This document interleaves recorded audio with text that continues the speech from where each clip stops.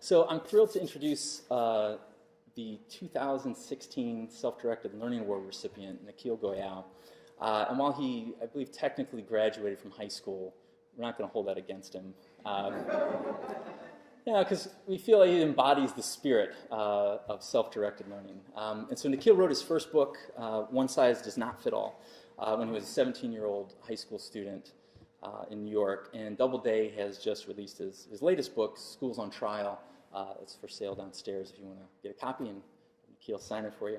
And so Nikhil is a powerful advocate for more personalized education, and we feel really fortunate that he has agreed to come all the way out here from New York City today to be with us. So come on up here, Nikhil.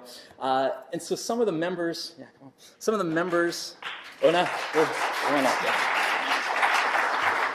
Some of the members, staff members, and team members of Bucks Learning Cooperative have created the award for this year. So I'll pull this out. And they've actually made it out of a copy of your last book. So this is Nikhil's book. These are paper birds that are flying free, and they are made out of some of our favorite passages in the book. So they're flying out of here. So so not only does the award look great and has sort of powerful imagery, it's actually going to help your sales numbers too. Right? No, one more there. So and so I'm pleased to present our 2016 Self-Directed Learning Award to Nikhil Goyal. Thank you. Do you want to hold on to this over there? You can just, if you'd like to just put it. Great, thank you. Yep. Great. Well, thank you so much. It's such a pleasure to be here, and thank you for such an incredible honor. I want to talk for a little bit about some of my experience and journey in education, my critique of the American conventional school system, and how I think progressive education and self-directed learning models can be expanded to more communities and parts of this country and the world. So when I was in high school, I went to high school on Long Island in Syosset, New York, and it was a fairly affluent community. A lot of kids go on to Ivy League institutions. And it's known as kind of one of the top schools in the state. And at my school, I was noticing a lot of different challenges. I was finding myself very bored in class. I did not really enjoy what was being taught. I was constantly arguing with my teachers to learn things that I was most interested in. I didn't really feel that what I was learning in school was very relevant to real world and things that were most passionate to me. And I was also noticing that kids around me were feeling very pressured and stressed out at school, and many of them were hooked on prescription drugs or very unhealthy, sleep-deprived human beings. And I was just wondering, why is it that the system of schooling is producing these types of individuals, and why is it that they are so unhappy, disengaged learners in school? And just that curiosity of why the system was founded the way it is today and how it continues to operate led me to do research on the American school system and how we've looked at public schooling for the past several decades. And I was noticed a startling number of problems, and I went to some of the most famous policymakers and writers on this subject, and I basically reached out to them. I said, I read your book, I read this article you wrote, could I get 15 to 20 minutes of your time? And it was amazing because as a 15, 16-year-old kid, I was able to get the attention and learn from some of the people you see on television who are writing books on a regular basis and get their insight on the issues of public education and the American school system. And so what I've really done, I think I've heeded to the words of Mark Twain. I've never let my schooling interfere with my education. And I've really tried to craft and curate my own learning experiences through books, through classes, through conferences, through mentors, that is very much so antithetically designed to the traditional conventional schooling experience. I was self-directing my learning. I was deciding what I was learning, where I was learning, how I was learning, and just the fundamental principles of how that learning was taking place. And it is very much so a stark contrast to what happened in school, where I was just told what to do. I was told to learn a certain subject at this time. I had to follow very strict guidelines and directions over how I was learning. And so that type of environment did not flow very well with how my style of learning was. And so I eventually graduated from Syosset High School in January 2013. I graduated 6 months early because I couldn't wait to get out. And for the past couple of years, I've been looking and examining the history of public education, some of the problems with the conventional school system, and how I think progressive education can serve as a catalyst for how we can transform education in this country. Because one of the things that we talk about when we discuss education is that it becomes a very polarizing conversation, and that we talk about, do we oppose charter schools? Are we against charter schools? Are we against standardized testing? Are we for standardized testing? It is a very much so a discussion that has very little to do with teaching and learning. There's very little discussion about what happens in the actual classrooms in our schools and our places of learning. And so what I wanted to do is a few things. One is to expose the public and people in education to some of the critiques of the conventional school system, and then show people that there is another system that is possible, maybe through progressive schools or alternative learning spaces or homeschooling or unschooling. I want to show the public that there is possibility for into creating a system that is very much so based on the interests and needs of the learners. And so, to give a little brief history, if you look at the history of the American school system, you have to go back to the mid-1850s. That's when the compulsory school system was founded in this country. And Massachusetts was the first state in the nation to institute compulsory schooling. And the man who was behind the compulsory schooling agenda was a man named Horace Mann. And Horace Mann was a major education official in Massachusetts. And he went on a trip to Prussia, as well as many other American educationalists, to visit schools over there. And Prussia was a country that had instituted a mass compulsory school system that would basically create a very docile, obedient population. They wanted to create people who would serve in the Prussian army and fit into the social order, and not make any trouble or chaos in society. And Horace Mann and these reformers looked at this model, and they saw that it produced very compliant individuals. And they brought some of those practices of those schools, may it be the age segregation, the batching of kids by age, the fact that you had to go from classroom to classroom at the sound of a bell, the standardization, just the rote learning and direct instruction model that you see in most classrooms. Those types of principles they brought to the American school system, and it's largely remained in our schools ever since. And Michael Katz, who's an historian who recently passed away, who's at the University of Pennsylvania, estimates that by 1880, the current structures and foundations that we see in American schools had been put into place by that year. And the purposes of the system were very clear. Obviously, one of the purposes was to create a population that would be obedient, submissive to authority, not follow directions, and fit into the social order. Another purpose was warehousing children, to get children out of the factories and out of the workplace, and off the streets and into the schools. And some of that was good. It was good to get rid of child labor, but it put them into institutions that did not give them any freedom or autonomy over their own lives. And then you have the other part to this, which is really the ranking and sorting of children. So based on a student's performance in school, that generally helps them or correlates to how the jobs or the colleges they go to and how they will fare later on in life. So they call it a sorting machine, if you could say. And so there's a really great quote that I often cite by Jonathan Kozol, who's a famous writer on education. He wrote this in the 1970s, that the purpose of the American school system is not to create a Henry David Thoreau. It's to create a man like Richard Nixon and a population that would elect a man like Richard Nixon. And I think it's a really interesting quote because I think the purposes of compulsory schooling have remained with us ever since. Maybe even though the people in the system have really good intentions, teachers and students, the system has largely remained the same because it's been perpetuated by special interests, big business, and just the fact that I would find that people in government are not generally in favor of a more experiential, progressive form of education. And so I grew up in the age of No Child Left Behind and Race to the Top, which have been the two major fundamental education policies in the past decade and a half. So Race to the Top was started by President Bush, and then No Child Left Behind was started by President Obama. And these were pieces of legislation that were essentially trying to standardize schools and institute more testing in schools, reduce any instructional time for social studies or the arts or physical education, really the things that kids most enjoy in school. And it was I would argue, reducing teacher and student autonomy in the classroom. And it really tried to corporatize and the structures and the institutions that we have in place.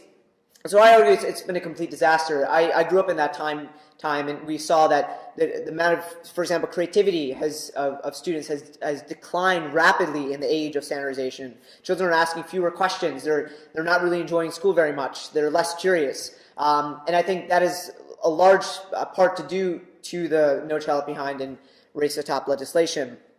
And so you have the major critiques of the schooling system. You have the disengagement of kids, the fact that kids have very little freedom in schools. There was a study done by Robert Epstein, who is a psychologist, who found that children in school are put under 2 times as many restrictions as inmates in prison. 2 times as many restrictions.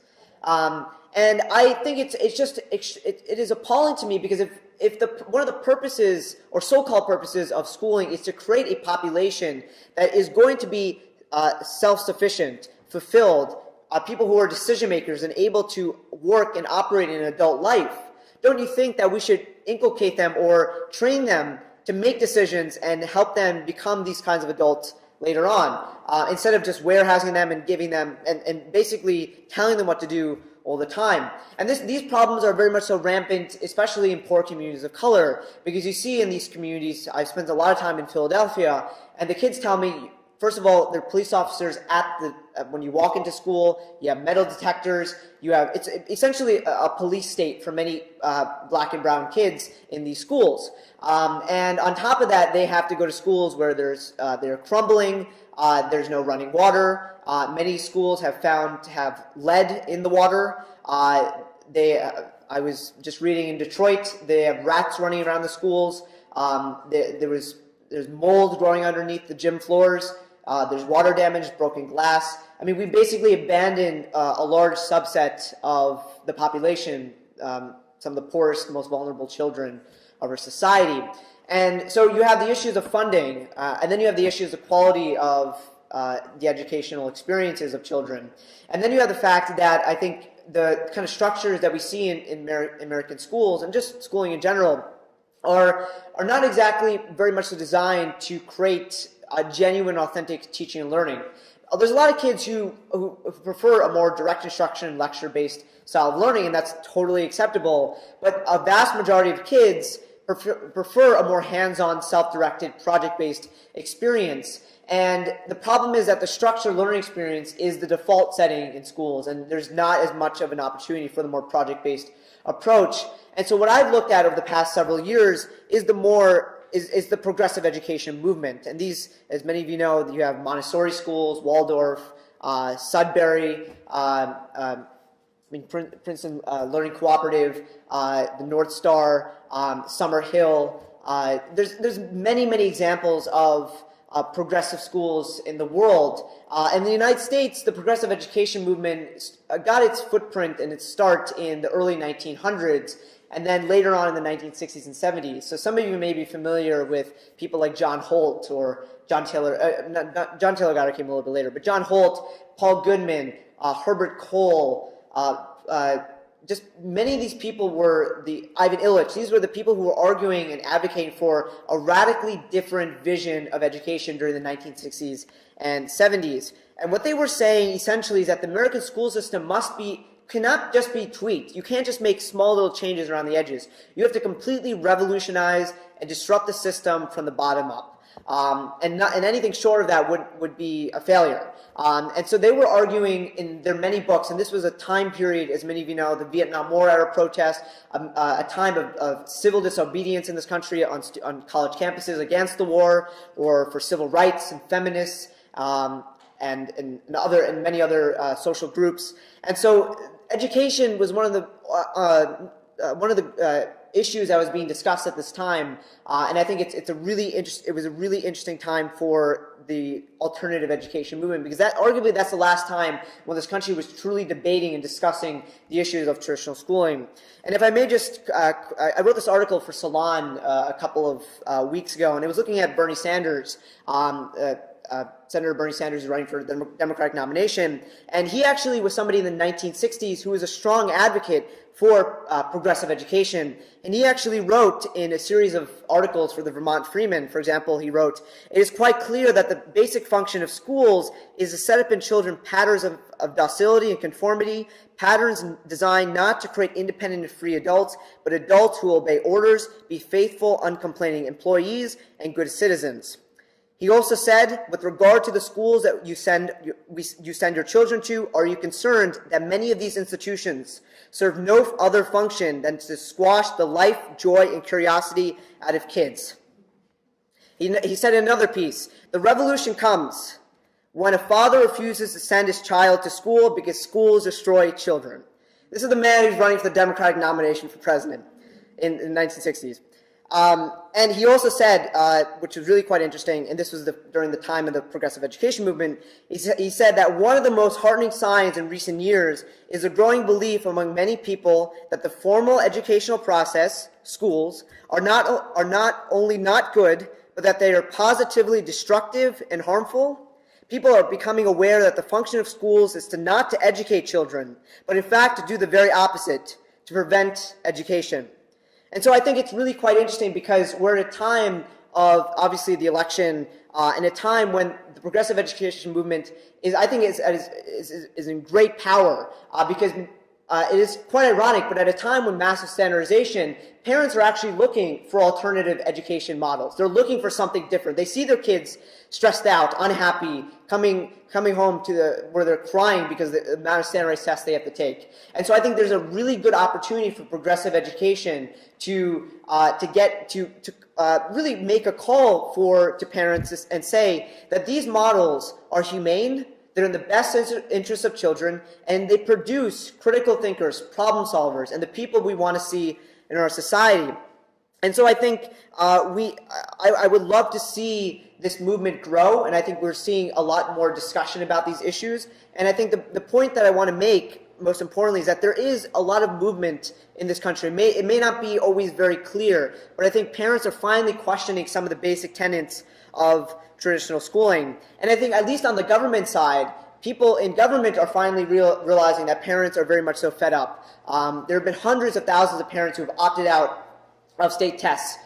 In New York, 240,000 parents, or 20%, opted out last year, and this year we should expect even more. And recently, in December, President Obama, he signed the Every Student Succeeds Act, one of the most major pieces of legislation to replace the No Child Left Behind Act.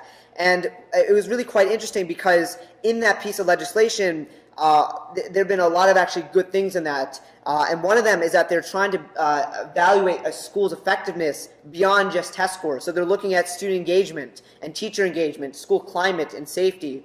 And so I think that's one thing that is a really positive movement in the right direction. And the other thing that I want to mention, and as it happens, Bernie Sanders was also the person who was pushing for this, is the Innovative Assessment and Accountability Demonstration Authority. And this is a pilot program which allows up to 7 states and more the potential to implement holistic performance-based assessments that examine students' critical thinking, problem solving, and creativity, as opposed to just filling in a bubble on standardized tests. And so I think there are growing signs that people in government, people in power, as well as the grassroots, that there's something inherently wrong with the way we educate children, and there must be a better way forward. And I think the only way we can create a genuine, transformative, and equitable public and private school system is to fight, is to argue for these changes in school board meetings, in our communities, in our homes, and to really show the public that there is a better way possible, that another education system